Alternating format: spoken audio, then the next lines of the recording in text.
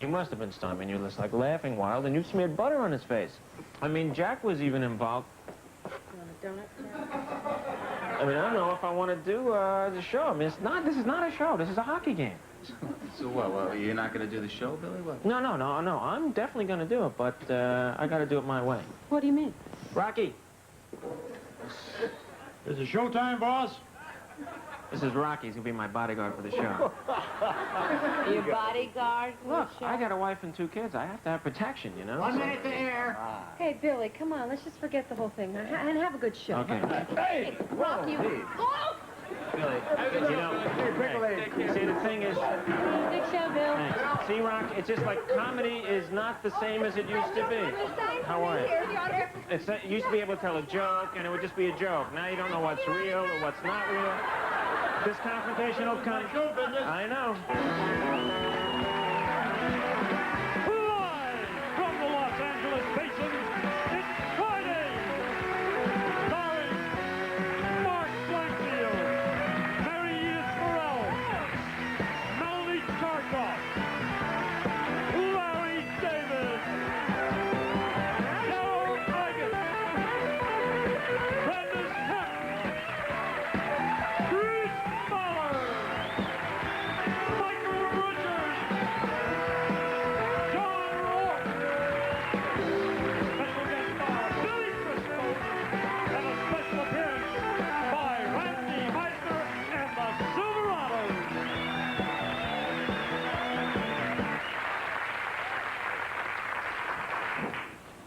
We finally have all the equipment set up. We are using a horizontal tank now. Inside, the subject floats in water containing a 3-to-1 saline solution. The senses are totally isolated. The effects this produces are unpredictable and sometimes rather freaky. Sir? Sir, it's been nearly 2 hours now. Are you ready to come out? Hi there! My name is Bullwinkle J. Moon. Yeah, I think it's time. In a basement laboratory, a man floats naked in total darkness, electrodes attached to his body. The most terrifying experiment in the history of American politics is out of control. And the subject is himself.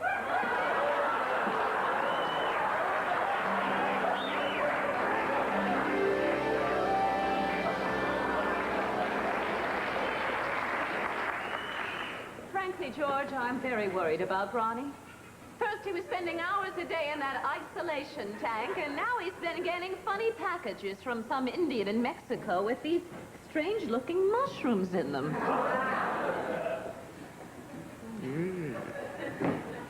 Boy, Mommy, I really hallucinated up a storm in that tank today. At one point, I actually thought I became Curly of the Three Stooges. Hey, Mo, I'm a victim of circumstances. Woo, woo, woo, woo, woo, woo, woo, woo, woo.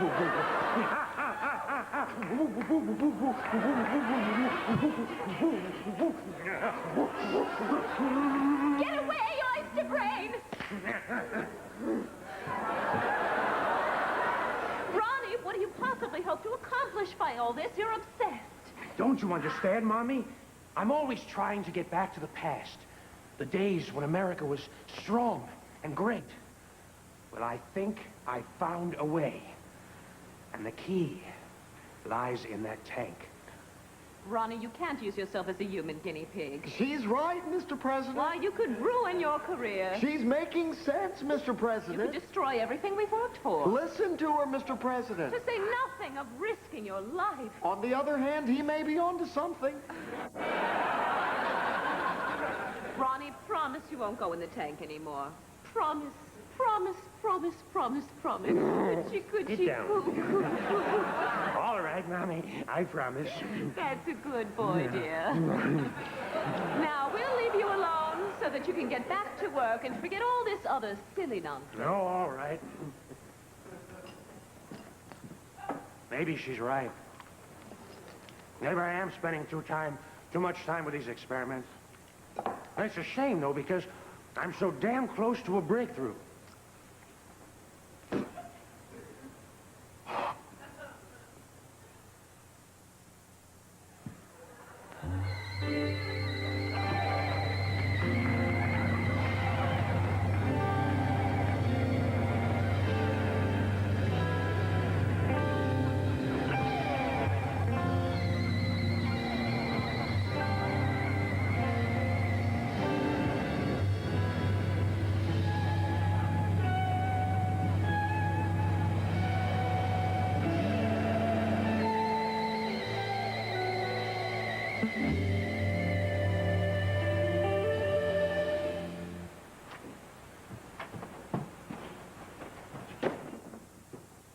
A.m.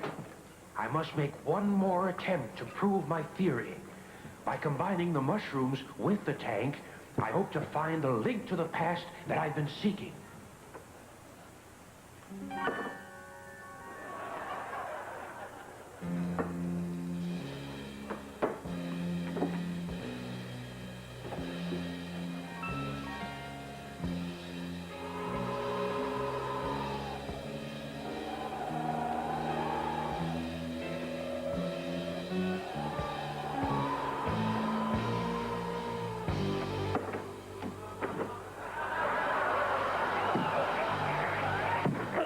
That's perfectly clear.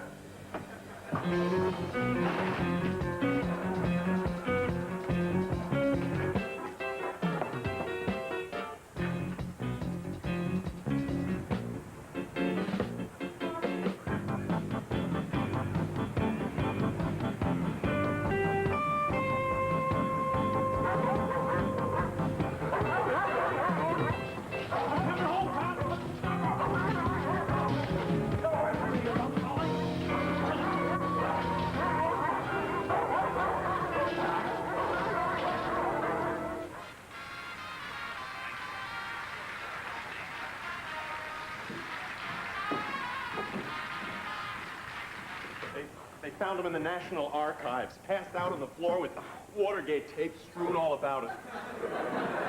Ronnie, dear, are you all right? I'm not exactly sure what happened, but I have the strange recollection that I killed and ate a Washington Post reporter. Ronnie, dear, I think you just need to rest. All right. Call me if you need anything. Yes. Now, you just tuck your little self in, All dear. right, Mommy. I'll get changed for bed, and I'll be right there. All right, Mommy. I'll be here. I'm sorry I fibbed you, Mommy, but I'm just so close to a breakthrough. Somewhere in the past lies the key to making this country great again. If I could only find it.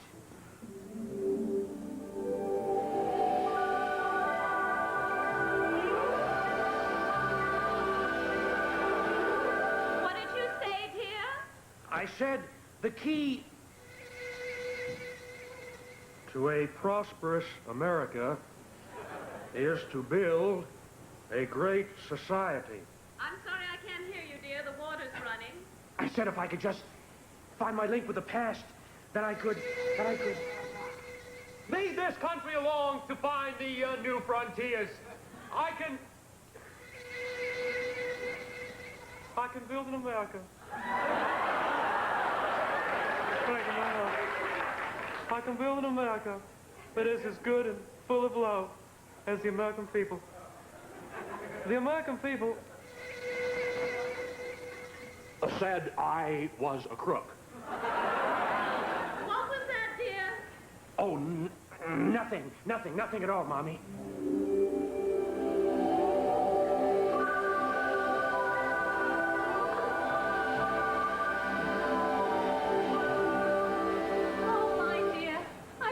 Worried about you. Why, it's not like you to slip off into the night without telling anyone.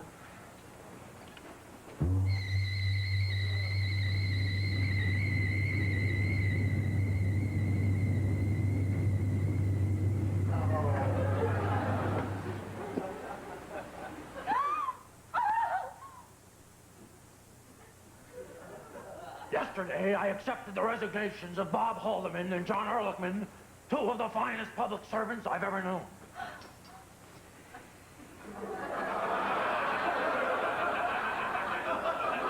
Is this what all your hopes and dreams for a greater America have come to?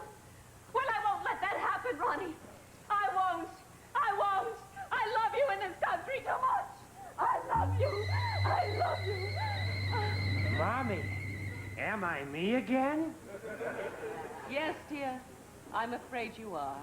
And I hope you've learned your lesson. I certainly have. Even the chief executive Can't screw around with the primal forces of nature. Yes, dear. I'm so glad to hear you say that. Well. Now, let's just go to sleep, get some rest. Good night, my dear. Good night, Pat.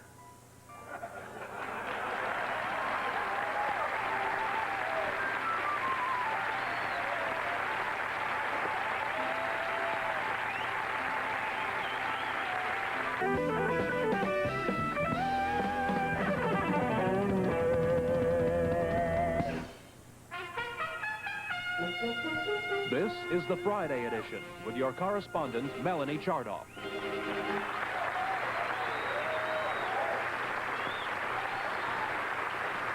Good evening. I'm Melanie Chardoff, and these are tonight's top stories. Pope John Paul II continued his world tour this week.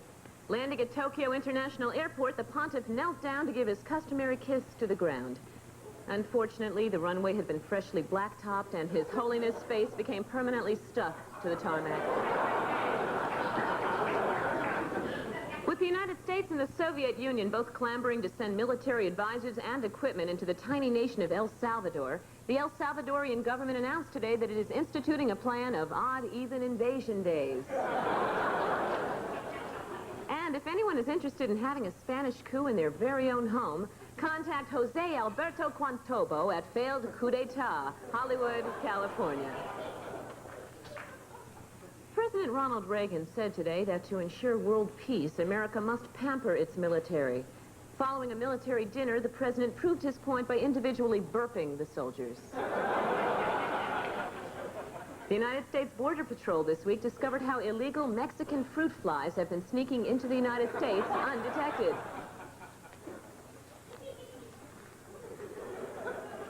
With winds gusting up to 40 miles per hour, hundreds of cheap thrill seekers showed up outside the White House today to see if Nancy Reagan's skirt would catch the wind. A jumbo jet carrying 350 passengers arrived safely in New York tonight.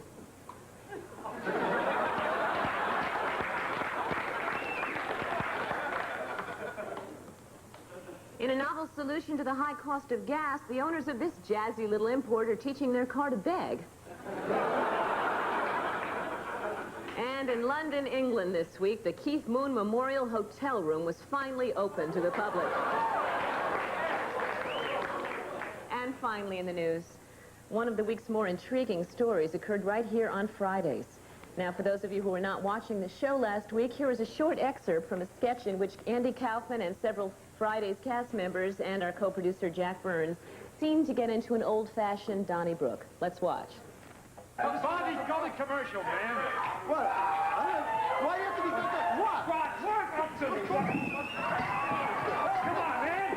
Hold on. Was that real or wasn't it? Later in our program, Mr. Andy Kaufman himself and Friday's producer John Moffat will be here to make statements regarding the incident and hopefully milk a little more free press. I'm Melanie Chardoff. Have a good weekend. Sir? Bulletin. Ah, here's a bulletin. Thank you, Mr. Moffat. This bulletin just handed to me by our producer John Moffat. ABC announced just moments ago that after careful deliberation and thought, plus some screaming and yelling, they will renew the late-night comedy show Fridays for another full season!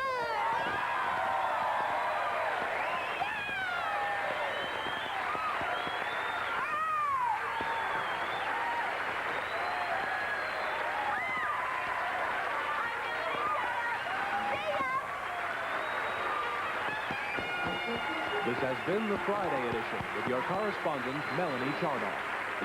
DC. Hi. Listen, I want to tell you something. How many of you saw All That Jazz? Or A Chorus Line? Okay.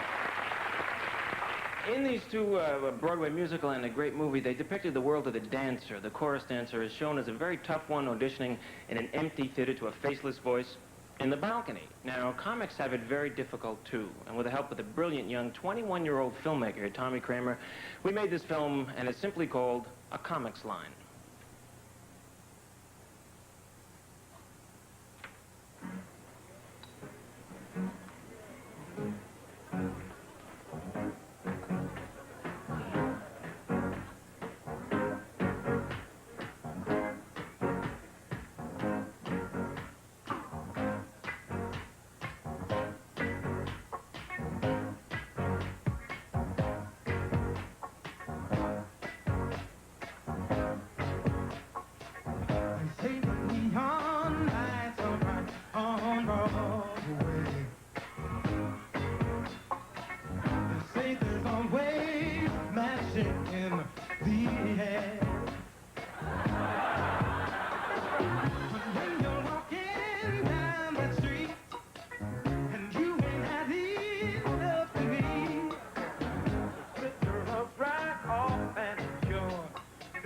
everywhere.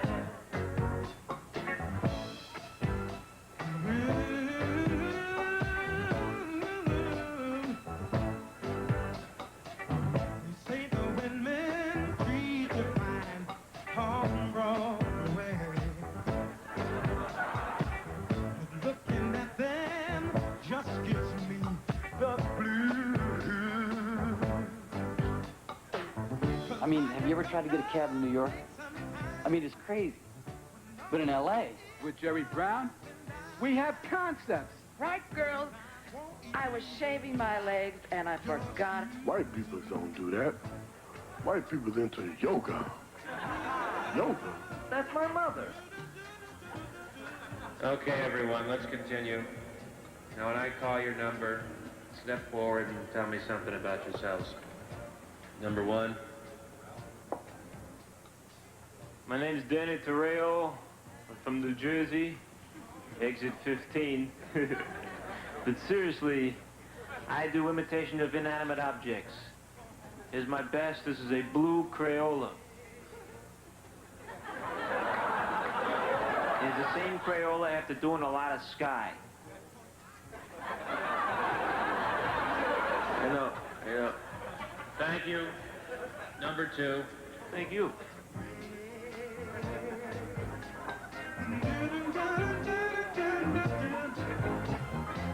We begin.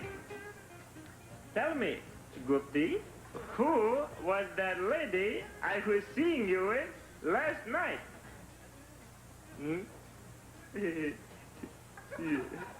He was thinking that was no lady, that was his wife.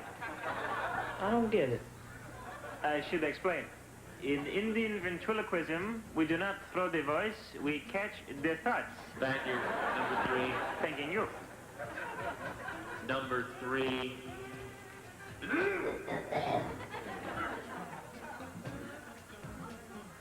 My name is Julius Pitkin. I'm 75 years old and my partner died in 1943. I'm gonna tell you a joke. I went to the doctor today. I said, "Doctor, I got a pain. It hurts when I go like this." He said, "You got it again." Thank you. Number four. Hi. I just get this up a little bit there. They can hear me. Hi. My name is Stan Green, and I don't know why I'm here. I'm not a comic, but my friends tell me I'm funny. Yeah. What do you do? I'm a gynecologist. What I do is I sing and hum at the same time. Yeah, we had some people over it killed them. All right, here we go.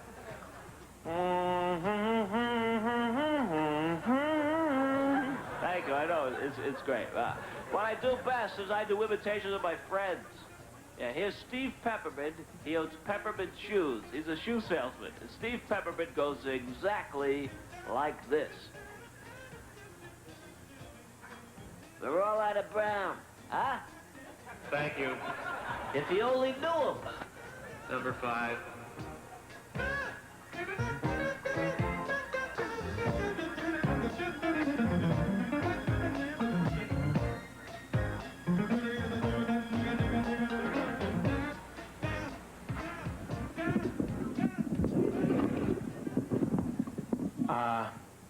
Hi. My name is Billy Crystal, and I think that things are funny.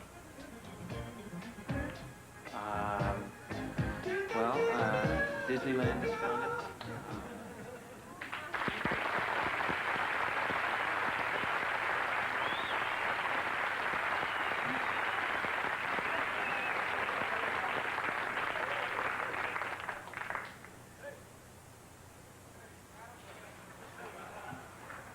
Shut up.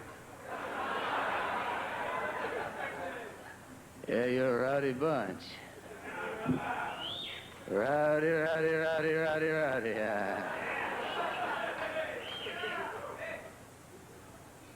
All right. And now, Rick Meisner and the Silverados, get it!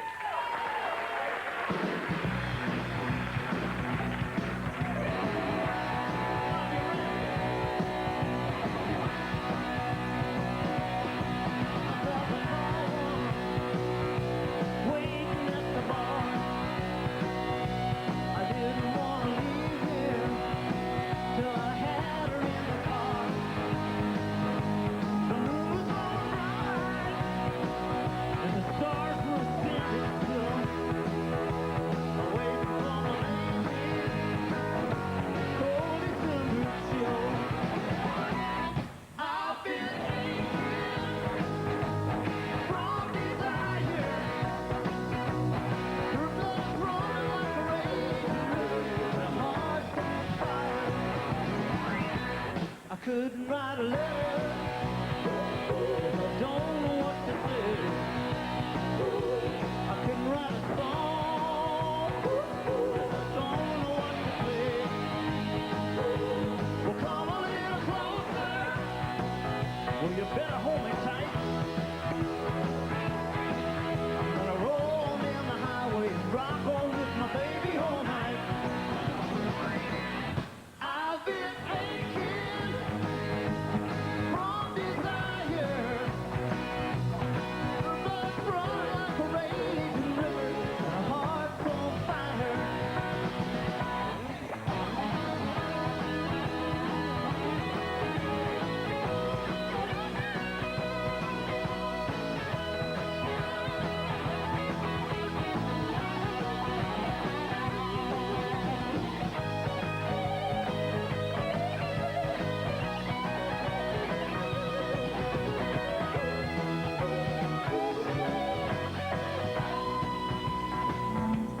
I've been aching from desire.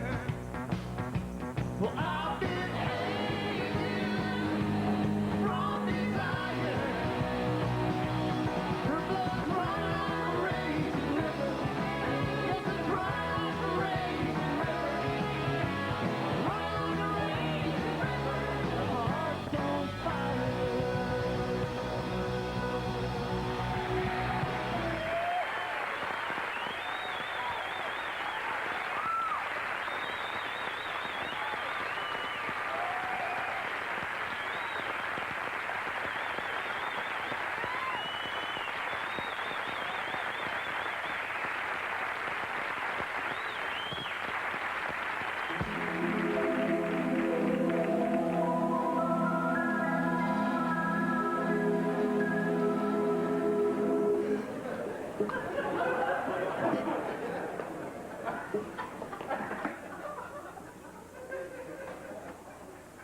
Whoa. Things don't look good, man. Not at all, man, am I bummed. It says here that come Weary Wednesday, you're gonna be shooting some crap in the men's room of the one-horse butt station. But Lady Luck, man, she ain't no lady, she's a tramp.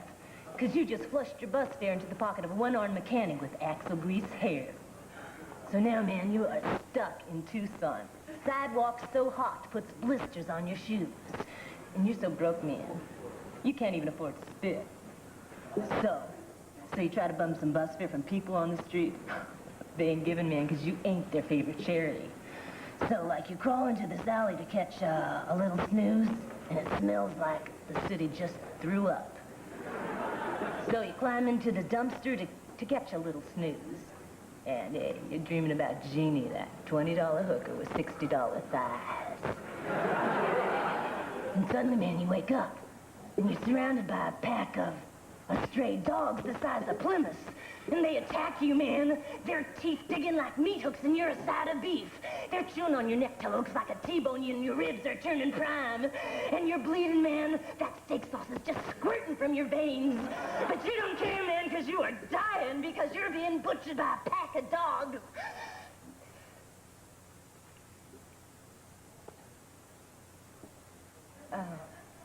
Hey, sorry, man. Hey, not a pack of dogs, catalogs. Yeah. Yeah, catalogs. Like, you get these catalogs in the mail, and you read them, and they're pretty good. Yeah, things look good. $75.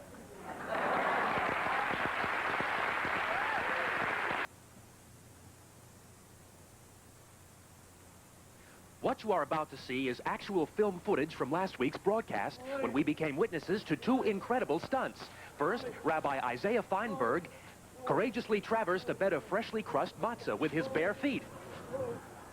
Then on the same program, the world was stunned to see Rabbi Emanuel Kimmelman withstand the deadly force of 30 matzahs smashed by a powerful wooden mallet. And that was last week. Can it be topped tonight? Hi, I'm John Singerson. And I'm Kathy Lee Crosley. And I'm Fran Markington. Now that's Meshugge.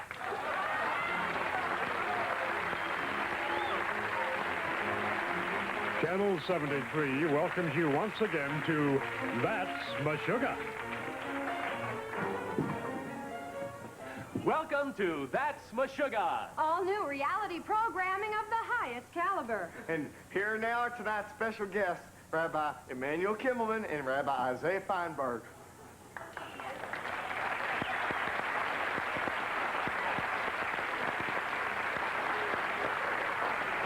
Welcome to the show, rabbis. Thank you. It is a pleasure for Rabbi Feinberg and I to perform yet another matzoi miracle tonight for your viewing pleasure. Rabbi? Certainly.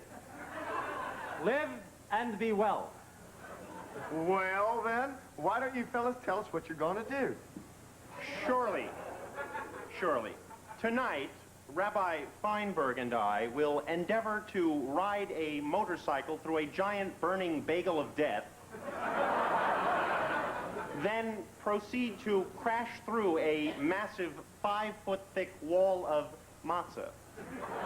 Well, rabbis, are you ready?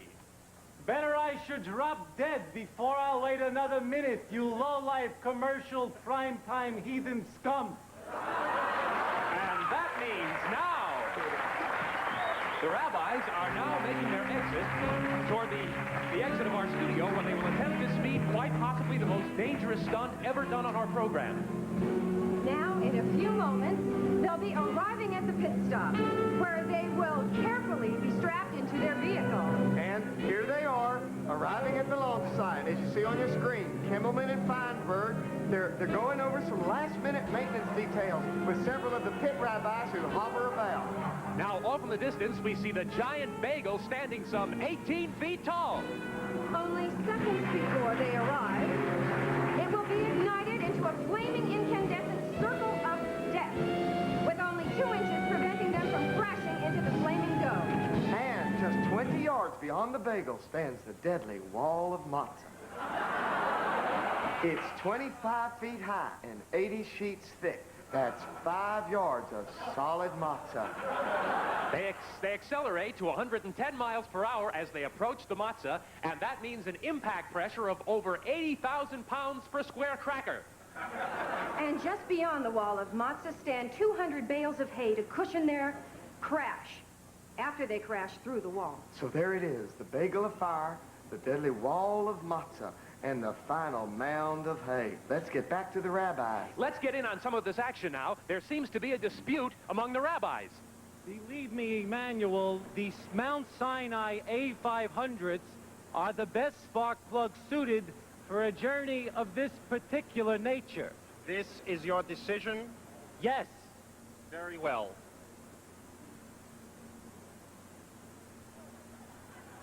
They've done it now. The rabbis have concluded their ceremony and are getting on. Rabbi Kimmelman is actually on the motorcycle. Yes, he is on. Rabbi Feinberg is seated in the sidecar. Rabbi Kimmelman, can you give us your thoughts, please?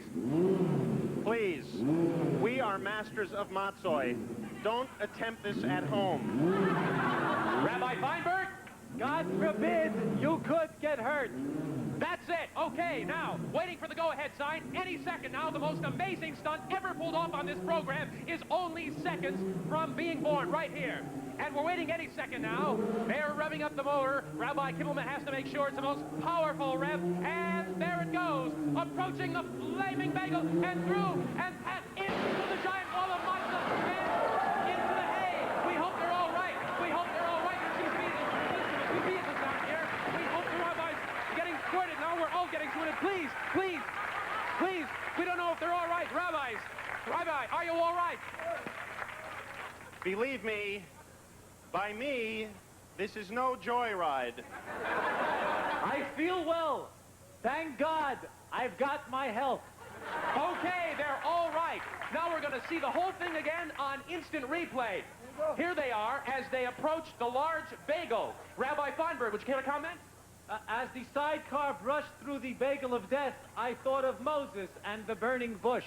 And now here they go, approaching the giant wall of matzah. Rabbi Kimmelman, would you care to comment? I am reminded of the story of the Battle of Jericho and the wise man who, as the walls came tumbling down... Thank you. Back inside now. Well, you saw it here live. Rabbis Kimmelman and Feinberg roaring through the flaming bagel and crashing through the wall of matzah. That's right. Now That's Meshugge.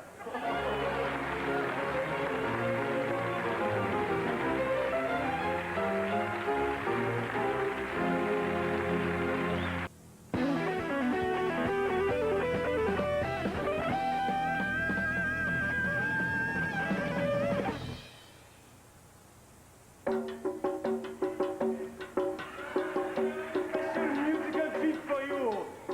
Is it Lance Welch? No. Is it Rick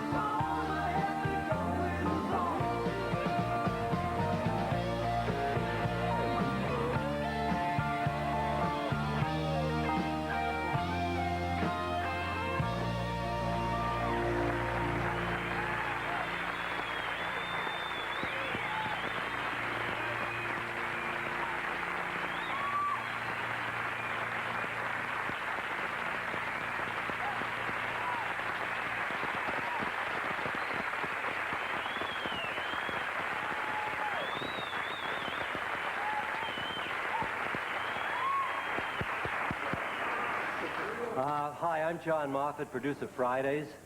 The question that everybody has been asking me, and my co-producer Jack Burns during the last week, is, was the incident at the end of last week's show real or was it staged? To answer that, you have to remember that we are doing a comedy show, and many of the pieces that we do are experimental in nature. Yes, the incident last week was planned. We decided that Andy Kaufman would break into an improvisation and that only a few people would know about it. Andy, at risk to his career, became the villain of the piece so that we could try something that would really involve the audience, really involve them this time, and remind them of the spontaneity of live television, something which rarely happens in this basically passive medium today. And now, Andy Kaufman. Andy?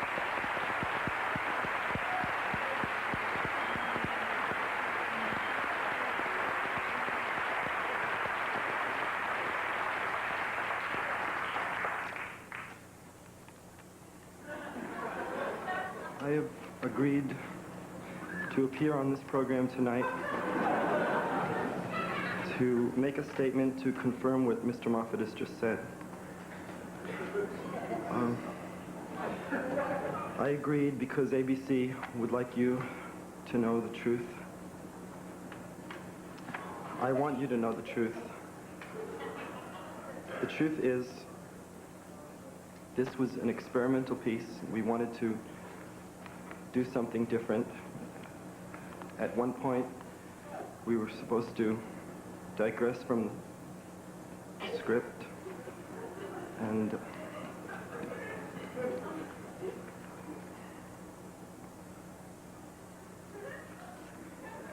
I can't do this.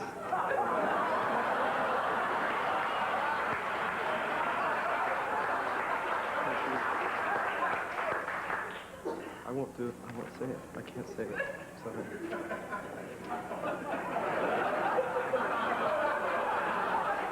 I will not say it. I will not say it. I'm sorry.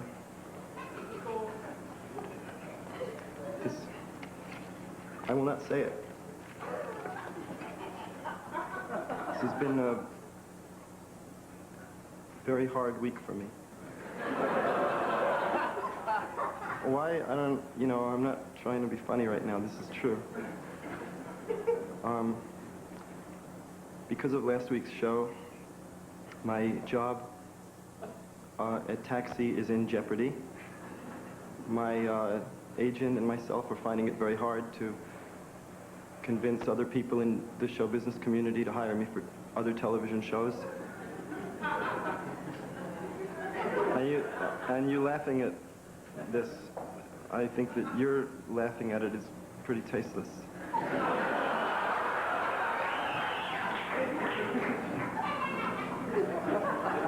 My friends won't talk to me, and my wife, I'm in the middle of, thanks to last week, I'm in a separation with my wife.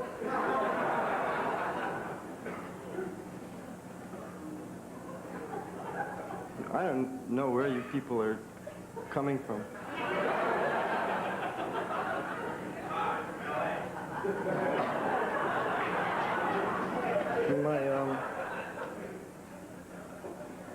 If they ever show that show again on TV, I'd think that if you were to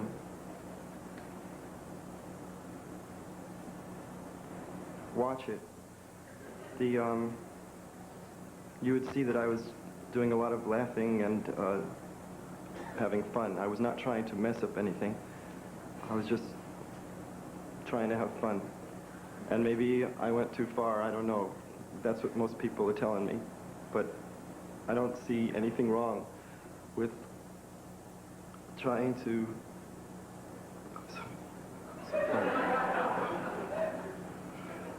So I was...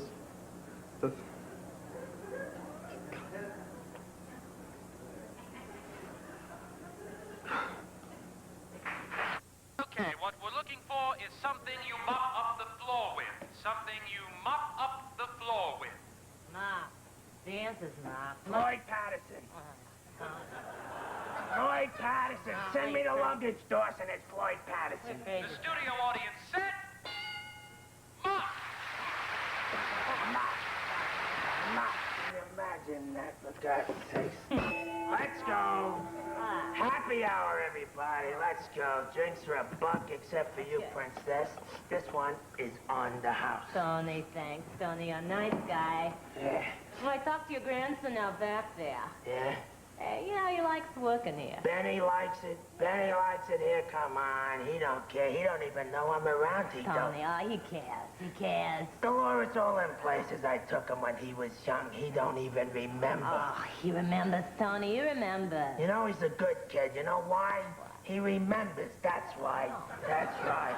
That's right. He's Hey, Tony, I moved them kegs over to make room for the cases. I'm gonna finish up tomorrow, okay? Where you going? I'm going. Where you going? Come on. Where you going? Come on. Hey, on. wow, wait. Look at this here. Look what you got here. That's nice. You're wearing a dog collar on your wrist. That's nice there. I like that. Yeah, it's better than the pins you had in your ears last week. I like that. That's nice. Makes you look tough, huh? Are you tough? You're tough. Ain't he look tough, Delores? Yeah, he's a real good-looking kid. What's that? So, where you going tonight, Okay, huh? Tony, I'm going to go listen to some bands, all right? That's where I'm going. Now, look, this is for the cigarette. I'm going. You know, Delores, can you imagine this, see? Can you imagine this, see? He's going out tonight to have a good time. And look how he's dressed, tough like a fighter, see? Yeah. Not like a fighter like I was, you know, but like the street fighter, huh? Yeah, well, you know, I don't know, Tony. Kids, you know, they're different than older folks. Yeah. Benny, let me ask you something about these bands that you go to here. Let me ask you about these bands. No, I read about it and I seen it on the news. Let me ask you about these bands. Do they spit? Oh, come on. No, I'm telling you, Delores. See, I know what they spit. It's true, you see. They spit at the audience, you see, and the audience spits back at them, and then they fight. No, then they roll around on glass, broken glass. I'm telling you, it's the truth. So, where are you going spitting tonight? Yeah, come on. Tony, it's not like that. You don't understand, Tony. It's like applause or something. Spitting is like applause. Yeah. What do you do for a standing ovation? Vomit? No, Delores, come on. Did we ever spit at Glenn Miller? No. We never spit at Glenn. He had weird hair. Yeah. It's true. You're mad, ain't you? Tony, I ain't mad. All right, so why are you going out looking so tough for, huh? All right, I'm mad, Tony. I'm getting the hell out of here, all right? Come on, don't be mad. Come on. Sit down. Don't be mad. Sit down. You see, it's not good to be mad if you're a fighter. I'm telling you. It ain't good to be mad and fight. You can't do it. You know who did it? Roberto Duran. And the second fight was Sugar Ray Leonard. With Sugar Ray, with Ray Leonard. He got mad, and what happened? He quit because he got mad and his brain couldn't handle it. I'm telling you. So mad ain't good when you're a fighter, especially if you have a couple of beers. You're gonna have beers, right? And you probably hang out with the Vipers, so. With the what? We go what? You be with the Vipers. What's the Vipers? You don't know Vipers. You don't know Vipers. Let me tell you something, kiddo, what the Vipers are. See, the Vipers were, in the 40s, there was pot smokers. We call them the Vipers, you see. You'd walk in, and if the guys were smoking pot, they suck it in, you hear... It sounded like snakes, see, like a hissing sound. So we called them, in the 40s, the Vipers. We was Vipers back then. Yeah, we're Vipers. All right, see, now let me get this evening straight in my mind here. You're going out, you're mad at everything and nothing, you're gonna be drinking, you're gonna be with the Vipers, then you're gonna be rolling around on some cracked glass and stuff, and then you're gonna be spitting. Boy, it sounds like a ball, don't it, Delores? So let me see. It ain't my kind of fun, but I know I'm having fun right here. Yeah, but let me tell you this, Benny. Your fighting is different than my fighting, see? See, my fighting was a game, that's all. You ain't playing no games, see? You ain't got no rules for your kind of fighting, see? I don't know, to me it's like, you're fighting stupid is what you're doing, that's all. I'm fighting stupid, huh? You know, what I'm doing stupid is standing here listening to you talk, you know? You're doing so good. I should listen to you tell me how to live. Oh. Tony, who's to say your way of fighting is better than my way of fighting, huh? Your face don't tell me that, I'll tell you that much. Let me tell you something, kid, about this mug here. See, let me tell you about this mug. And what I learned about life from fighting is that there's a time to quit, kid. time to quit is when they're hitting you. But you don't know that they're hitting you no more. That's the time to quit. When some big guy comes out and does a tap dance on your face. Ba-ba-da-ba-ba-da-ba. And you don't feel that. It's time to quit. You know when I learned that, man? I was fighting a 4-limmer, right? A 4-round dilemma. Say, Sunnyside Gardens in Queens, 4 rounds. I hit the canvas for the 12th time in the 3rd round. And I looked out over the crowd, and I was seeing a familiar face in the 3rd row going, "Stay down, Tony. Stay down." It was me. So let me tell you something, Benny. You damn well better feel it. Otherwise, it ain't worth the fight.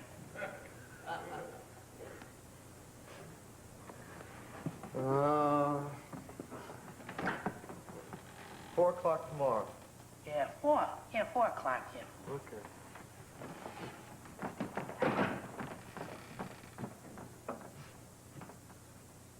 Hey, Tony, he's a good kid. Yeah, Delores, he's a good kid. He remembers, see? That's 'cause he remembers, see? He remembers, see? Hey, Delores, I ain't changed that much, am I? Come on, give me that. Come on, give me that. Oh, you still got a good left. Yeah, give me a clinch, baby. There we go. There we go. Here we go. Yeah.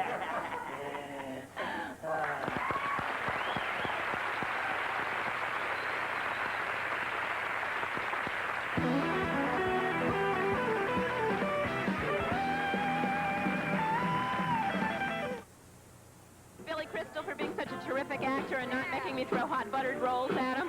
And I want to thank Randy Meisner. You were absolutely terrific tonight. Be with us next week when our guest star will be Pat Benatar, and be with us in 2 weeks when our special guest star will be David Steinberg, and we'll have a special appearance by the Marshall Tucker Band. Happy birthday to Alex, Jerry, and Elaine, and Billy. Thanks for the pickup. This one's for you. Good night.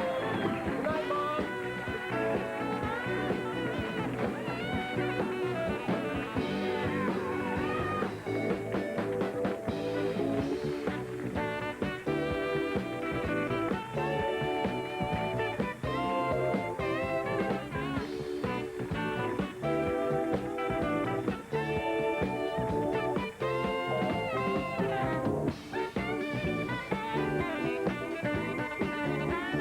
This is David Hartman. Meet gymnast Nadia Comaneci, Academy Award winner Glenda Jackson, and Ann Margaret next week on Good Morning America. Monday on ABC Late Night, a millionaire and a soldier of fortune stake their lives on a search for the fountain of youth on Fantasy Island. Watch Monday on ABC Late Night.